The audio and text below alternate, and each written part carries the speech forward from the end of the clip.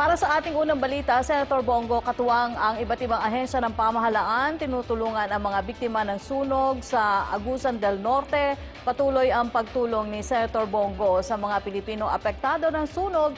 Nito lamang Miyerkules, nagbigay ang tanggapan ni Senator Go ng mga pagkain, face mask, face shields, vitamins, mga gamot at tulong pinansyal sa halos 70 katao na biktima ng sunog sa Barangay San Ignacio at Dumalagan, Butuan City, Agusan del Norte. 52 out of 69 beneficiaries naman ang na-identify ng NHA na qualified para sa kanilang Emergency Housing Assistance Program. Ang DSWD, DTI, DOLE at TESDA ay nagsagawa rin ng assessment upang malaman kung sino ang qualified para sa kanilang mga nakalaang programa.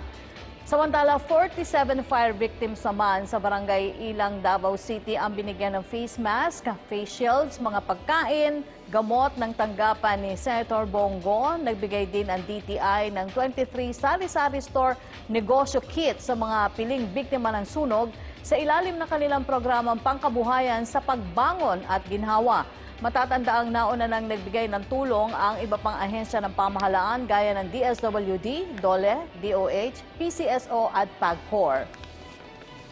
Sa iba pang balita, kinausap ni Senator Bongo si PhilHealth President Dante Gueran kaugnay sa hindi pa umano pagbabayad sa Philippine Red Cross para sa mga isinasagawang COVID-19 testing. Anya, nakikipag-usap na rin ng PhilHealth sa DBM para mabayaran ng PRC na naaayon sa procurement laws.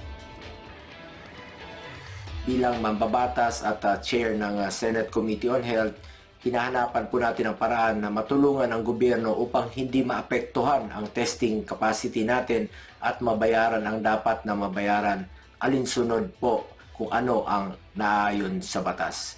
Tulad ng pangako ko noon, willing akong maging tulay upang mapabilis ang aksyon sa mga isyu na hinaharap natin para hindi mapabayaan ang serbisyo sa tao.